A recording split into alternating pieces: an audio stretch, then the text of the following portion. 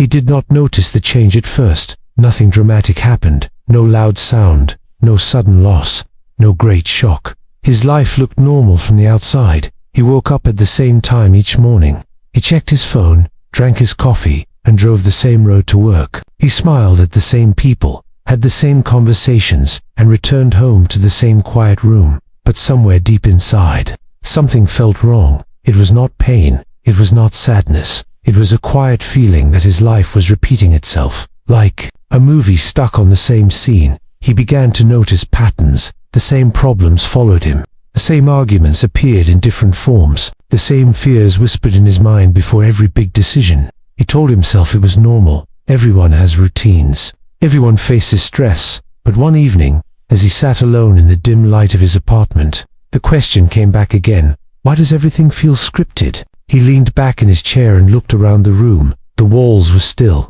The air was silent. Yet his thoughts were loud. What if this is not random? What if I am somehow involved in this pattern? The idea felt strange, almost uncomfortable. He had always believed that life simply happened to him. Good luck came or did not come. Opportunities appeared or disappeared. People treated him well or badly. It was all outside his control. At least that is what he believed. But recently, he started reading about quantum physics. Not deeply, not like a scientist. Just enough to understand one shocking idea in the quantum world. Tiny particles behave differently when they are being watched. When no one observes them, they act like waves of possibility, but when observed, they appear as solid matter. The observer changes the outcome.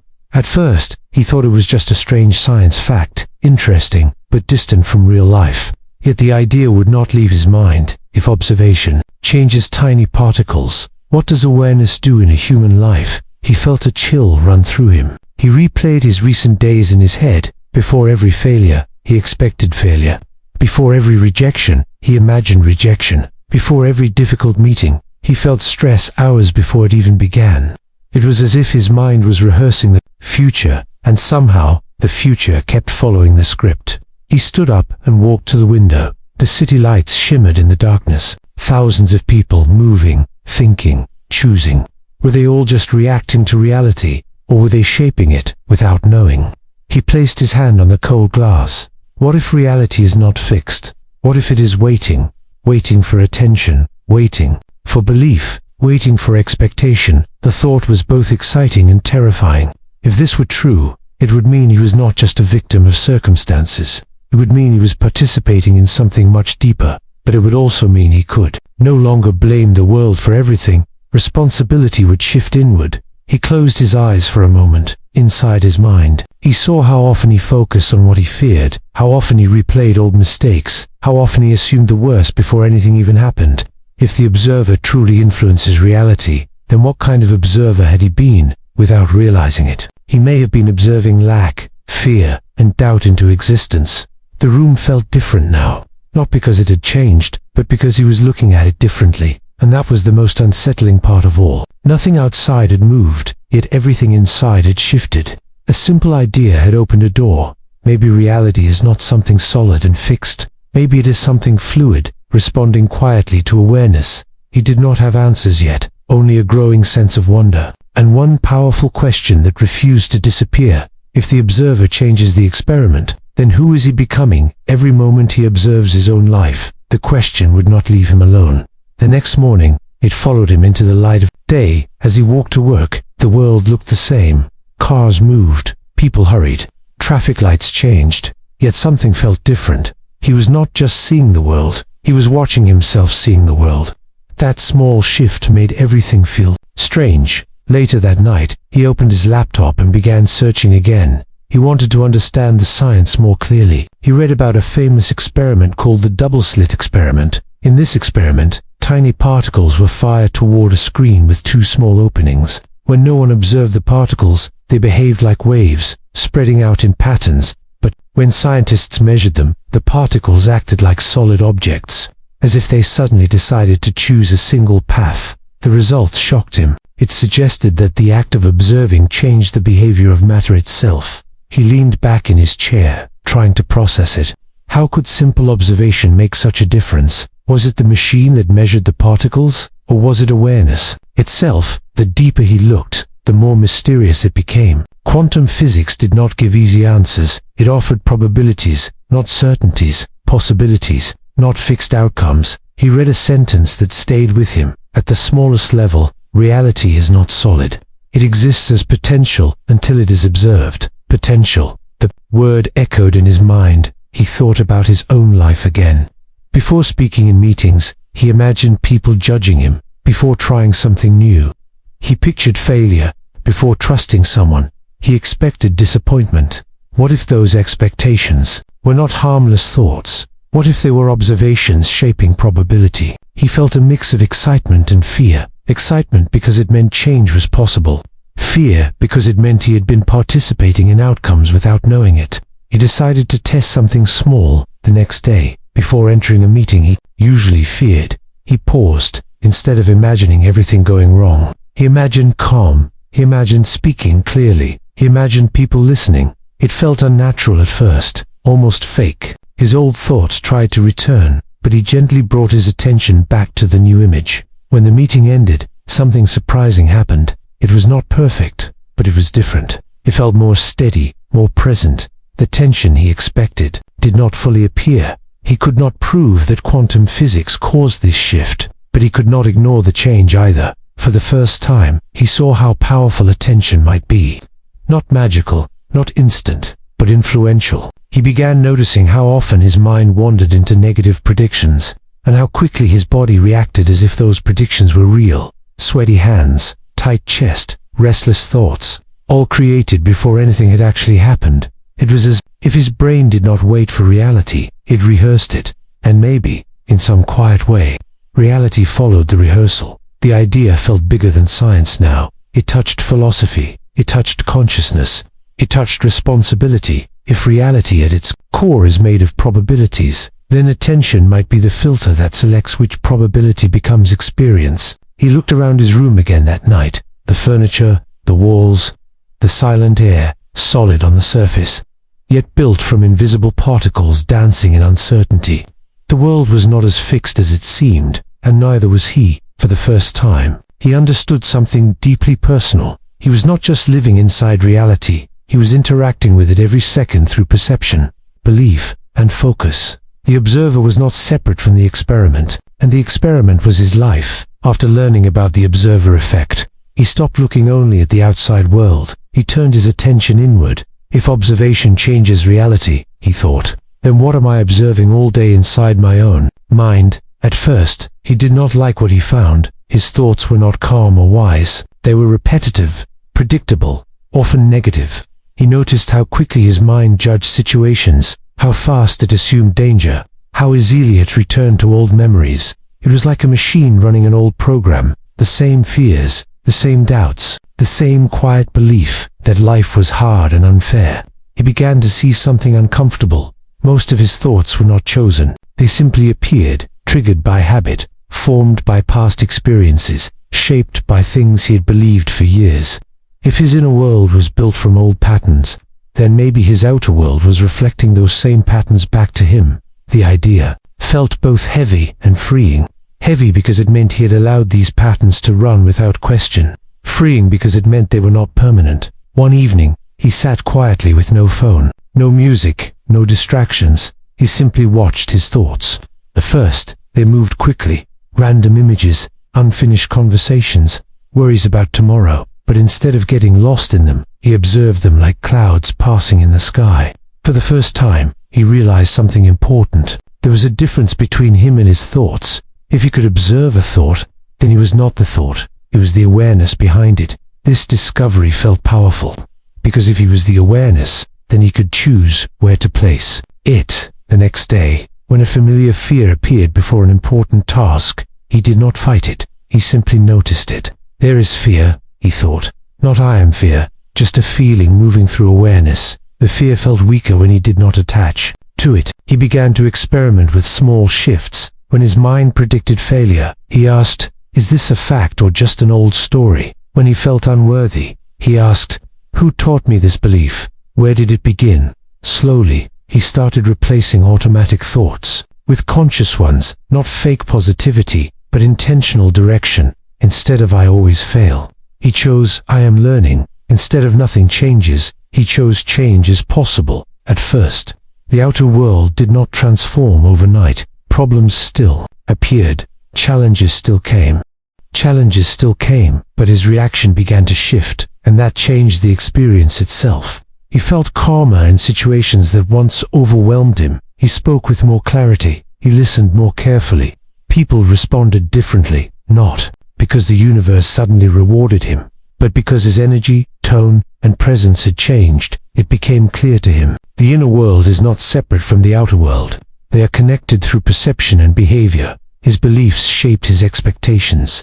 His expectations shaped his actions. His actions shaped his results. It was a quiet chain reaction, almost invisible, yet powerful. He understood something profound. If he continued living from unconscious patterns, he would continue creating unconscious outcomes. But if he became aware of his inner world, he could begin shaping it intentionally. And if the observer truly influences reality at the smallest level, then conscious awareness might be the most powerful tool he has. For the first time, he did not feel like a victim of circumstances. He felt like a participant, not controlling everything, but influencing something. And that something was enough to change the direction of his life. As his awareness grew stronger, another question began to rise inside him. If his inner world shapes his experience, then how separate is he from the world around him? He had always believed he was a small individual inside a large universe, a single person moving through a solid and independent reality. The world felt outside of him, distant, unconnected to his thoughts. But the more he studied modern physics and reflected on his own experience, the more this belief began to weaken. He learned that at the smallest level, matter is not truly solid. Atoms are mostly empty space. Particles appear and disappear in fields of energy. Everything that looks stable is deep down, in constant motion. The chair he sat on, the walls around him, even his own body, all made of vibrating energy organized in patterns. This idea unsettled him. If everything is energy, then the boundary between him and the world may not be as clear as it seems. He began to notice how strongly he reacted to other people's emotions. When someone entered a room with anger, he felt tense. When someone spoke with calm confidence, he felt relaxed. It was as if invisible signals were constantly passing between people, a silent exchange beyond words. Was this just psychology, or was it something deeper? He thought about how his mood could change the atmosphere of a space. On days when he felt negative, conversations felt heavy. On days when he felt grateful, small moments felt brighter. The external world had not changed much, but his perception colored everything. It was like wearing invisible glasses that tinted reality. Slowly, he started questioning the idea of separation. If he was constantly influencing and being influenced, if energy interacted with energy at every level, then maybe he was not separate from reality. Maybe he was part of an ongoing process, a continuous exchange, the wave and the ocean, not two different things, but one movement appearing in different forms. This thought changed how he saw responsibility. If he was deeply connected to the fabric of reality, then his thoughts and actions mattered more than he realized, not because he controlled the universe, but because he participated in it. Every reaction, every intention, every belief, sending subtle ripples into the field of experience. He remembered times when he blamed the world for his suffering, when he felt powerless against circumstances. Now he saw a more complex picture. Yes, events happen beyond his control. Yes, uncertainty is real, but his relationship to those events is not fixed. His awareness shapes the meaning he gives them, and meaning shapes experience. He began to feel less isolated, less like a separate observer looking at a distant universe, and more like a node in a vast web of energy and consciousness, connected in ways he could not fully see, but deeply feel. The illusion of separation started to dissolve, not completely, but enough to shift his perspective. He was not standing outside reality, looking in. He was inside it, participating in its unfolding. And if that was true, then becoming a conscious observer was not just a personal journey. It was a responsibility to the whole, because the way he observed the world might be shaping more than just his own life. By now, he understood something clearly. He could not control the entire universe. He could not stop unexpected events. He could not force life to follow his plans. But he could control one powerful thing, where he placed his attention and how he responded. This realization felt simple, yet it carried deep power. for most of his life. His attention had been pulled by fear, by old memories, by imagined futures that never happened. Now he began to guide it on purpose. Each morning, before touching his phone, he paused for a few minutes. He asked himself, who do I choose to be today? Not what will happen today, but who will I be as it happens? Calm or reactive, present or distracted, open or defensive. These small choices began to shape his days. When problems appeared, he noticed his first reaction. The old habit still tried to take control: stress, blame, frustration. But now, there was a space between the event and his response. In that small space, he had freedom. He started choosing responses that aligned with the person he wanted to become. Instead of arguing immediately, he listened. Instead of assuming the worst, he asked questions. Instead of saying I cannot, he asked how can I learn? These changes were not dramatic. No lightning strike, no instant transformation. But they were steady, like turning a large ship slowly in a new direction. Over time, he noticed something surprising. The world seemed to respond differently. People were more open, conversations felt deeper, opportunities appeared in places he once ignored. It was not magic, it was alignment. His inner state was no longer fighting against his outer actions. He felt less divided inside, less pulled by fear and doubt. More focused and intentional. He also understood something important.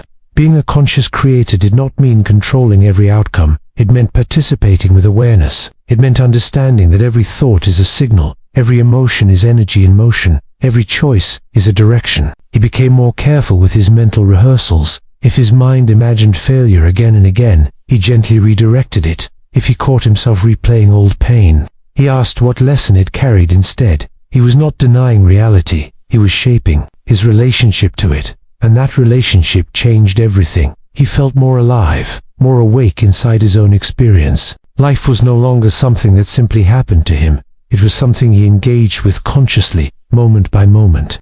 He realized that becoming a conscious quantum creator was not about gaining supernatural power. It was about mastering attention, about choosing awareness over autopilot, about understanding that the observer is never separate from the observed. And in that understanding, he found a new kind of strength, quiet, steady, and deeply personal. His journey did not end with a final answer. It ended with a deeper question. He no longer saw reality as something fixed and unchangeable. He saw it as something alive, responsive, shaped by perception and participation. But the most important shift was not outside, it was within him. He now understood that every moment carries possibility, not just in the world, but in the way he chose to observe it. Some days were still difficult, unexpected problems still appeared. Uncertainty did not disappear, yet he faced these moments differently. Instead of asking, why is this happening to me? He began asking, who am I choosing to be in this moment? That question changed everything. It moved his focus from blame to awareness, from reaction to intention, from helplessness to participation. He realized that being a conscious observer is not about controlling reality. It is about meeting reality with clarity.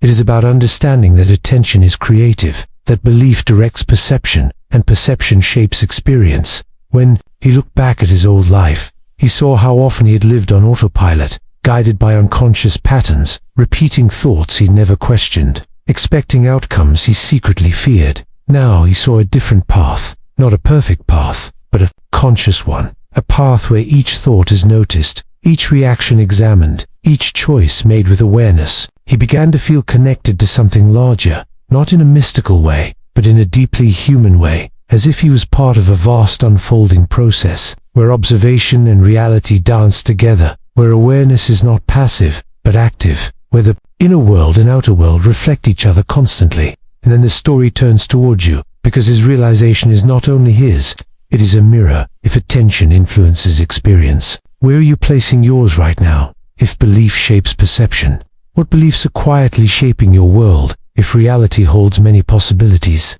which one are you observing into form? You may not control every event, you may not predict every outcome, but you are always choosing how to observe, and that choice carries power. The next moment has not fully formed yet. It holds potential. It waits at the edge of awareness, and as you step into it, your attention will meet it. Your belief will color it. Your response will shape it. So the question remains, Are you living as a passive witness, or as a conscious participant in the creation of your reality? Because the observer is never separate from the experiment, and the experiment is your life.